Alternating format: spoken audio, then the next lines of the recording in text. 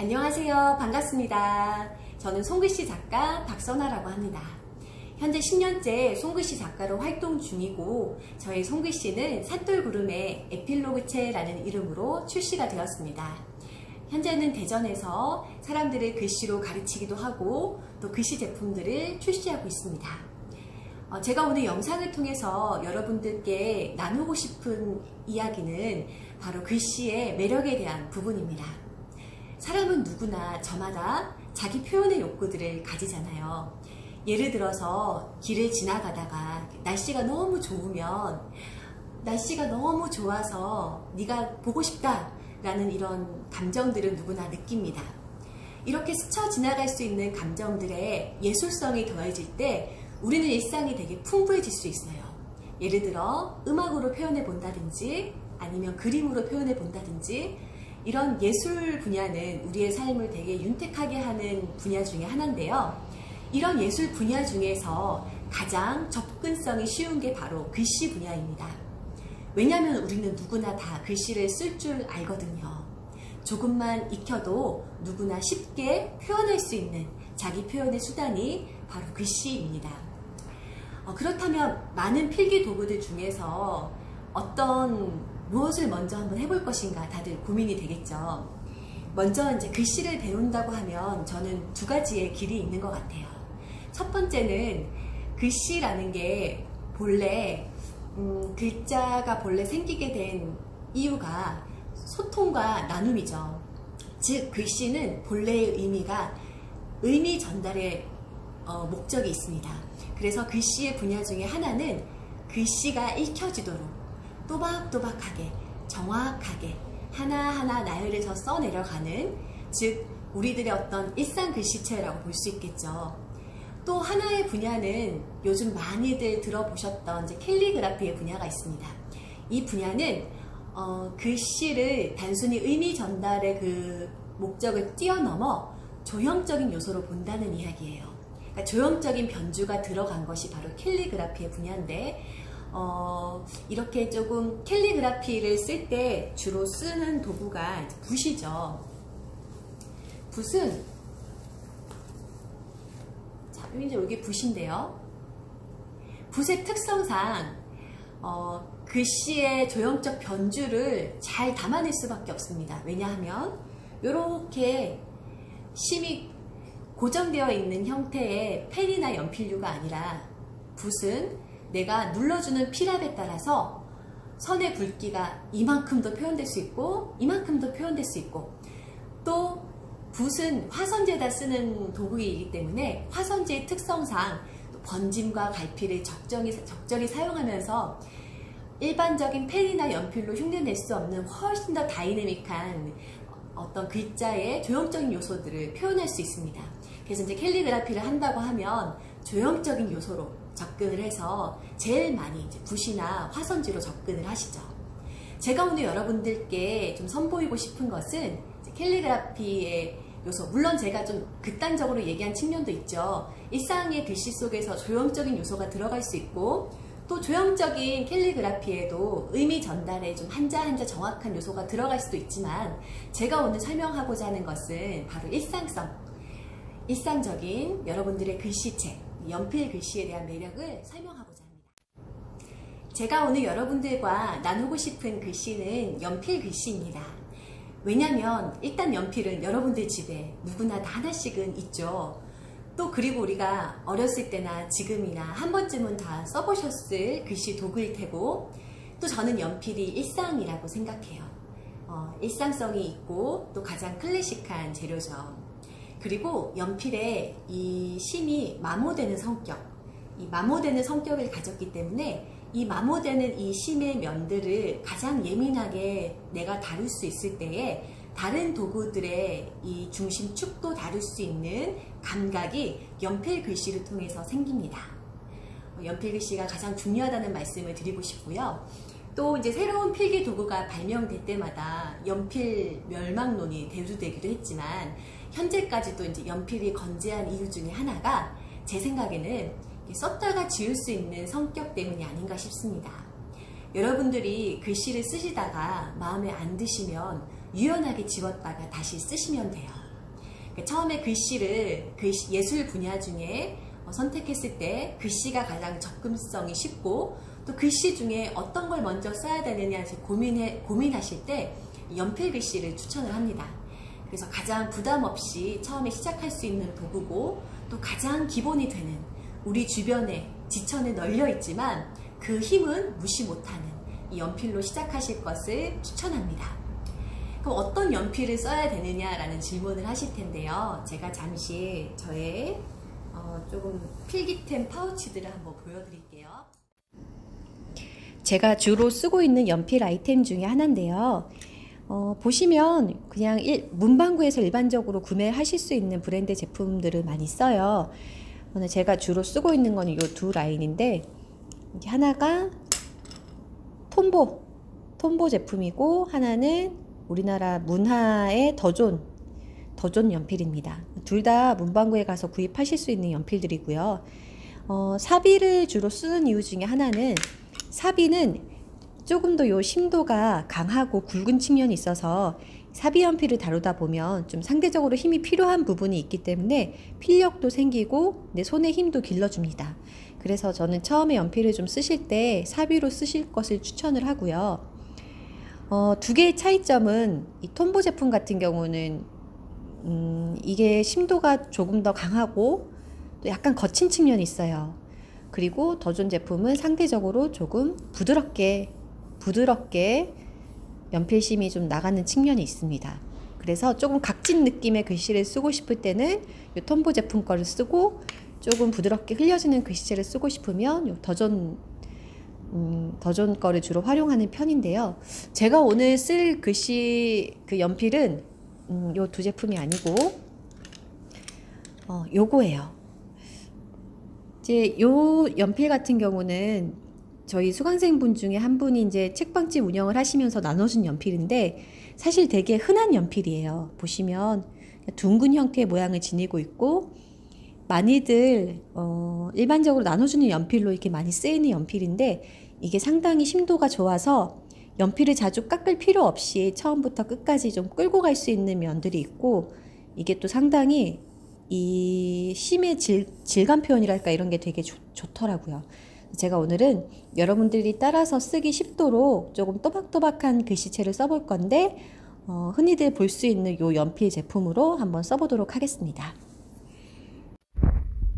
자, 연필 글씨를 쓰시기 전에 좀 필요한 준비물들을 한번 말씀드릴게요. 일단은 연필을 다룬다는 것은 마모되는 심을 다루는 측면이 있어서 반드시 연필깎이가 있어야 돼요. 다행히 요 연필 같은 경우는 마모성이 조금 없어서 많이 쓰일 일은 없지만, 연필 글씨 쓰실 때 반드시 사람의 손으로 조금 이 심을 다뤄줘야 되는 부분이 있기 때문에, 저 같은 경우는 자동 연필깎이를 하나, 이렇게 휴대용으로 할 수 있는 자동 연필깎이를 하나 옆에다 두시고 연필 글씨를 쓰시는 게 좋습니다.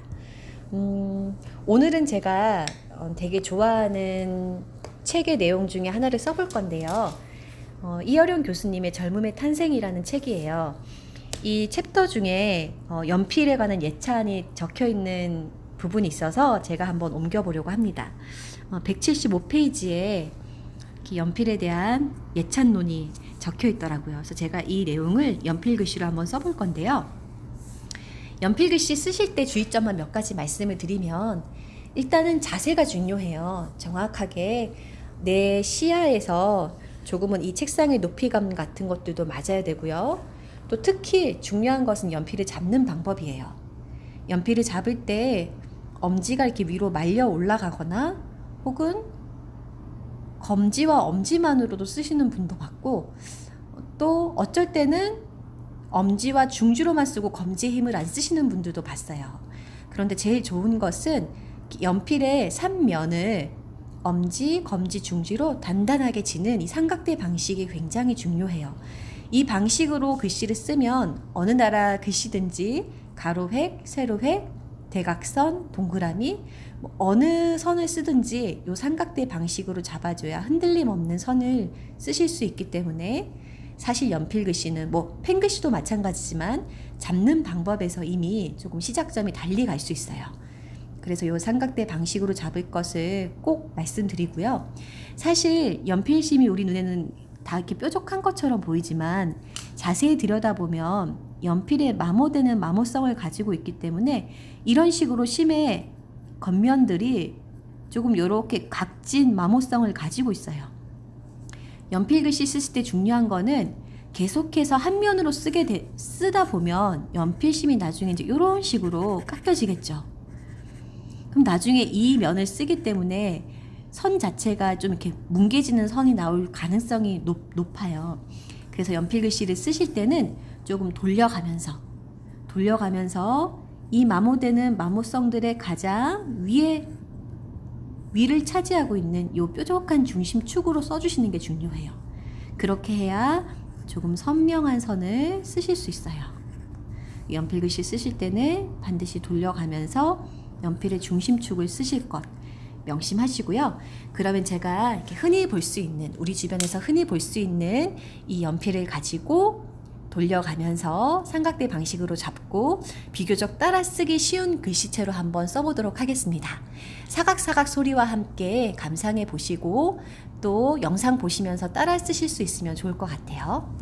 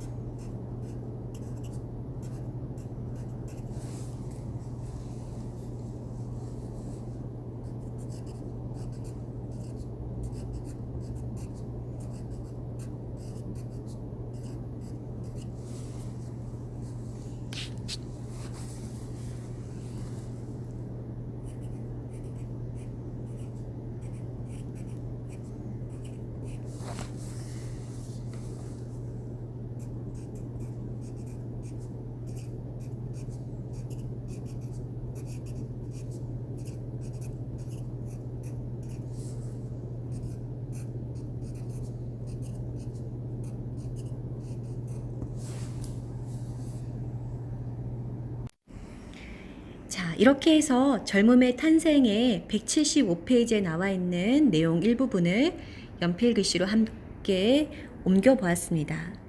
심도 자체가 굵은 연필이 아니어서 조명에 비쳐서 살짝 연하게 보이는 느낌이 있네요. 이 글씨체는 난이도가 그렇게 어렵지 않은데요. 일단은 우리나라 자음에서 기역, 니은, 미음, 이응, 시옷 요 5개가 기본 자음인데 기역에서 키읔, 니은에서 뭐 디귿, 티귿, 미음에서 비읍, 피읍, 이응에서 히읗, 시옷에서 지읒, 치읒. 그래서 저는 모양을 요렇게 각각의 라인별로 통일되도록 조금 글씨를 만들었어요. 예를 들어서 이렇게 요 3가지가 조금 같은 느낌으로 통일돼야 되는데 시옷의 각도가 요런 식으로 빠져 있으면 지읒도 사실은 보시면 요 시옷과 지읒의 이 부분이 통일되게, 그리고 내가 치읒을 요렇게 위에 이런 부분으로 조금 머리를 붙여주고 있다면 히읗 역시도 조금 통일되는 모양으로, 이응이 동그랗게 나와 있다면 밑에 히읗의 동그라미도 동일하게, 내가 이응을 약간 요런 모양으로 가고 있다면 히읗도 모양이 통일되게, 내가 니은의 각도를 요런 식으로 가기로 작정했다면 티귿에 나와 있는 요 측면, 요런 부분들이 다 같게 통일을 해줘서 조금 자음의 모양들은 만들어 준 거고요. 모음들은 가로나 세로축들을 조금은 이 축 안에서 정확하게 쓰려고 노력했어요. 모음의 축이 정확한 글씨는 보시면 아래나 뭐 위로 치우치거나 위로 올라가지 않는 이 중심축들이 맞는 글씨를 쓰는데 모음의 역할들이 굉장히 중요합니다. 이런 형태의 모양을 잡고 천천히 또박또박 써내려간 글씨체예요. 영상 보시면서 한번 따라서 쓰셔도 좋을 것 같습니다. 쉽고 매력적인 연필 글씨가 여러분들에게 잘 전달되었는지 모르겠습니다. 예술 분야 중에서 제일 접근성이 쉬운 글씨 중에서 가장 처음으로 연필 글씨로 좀 도전해 보시면 어떨까 하는 마음으로 영상을 제작해 보았고요.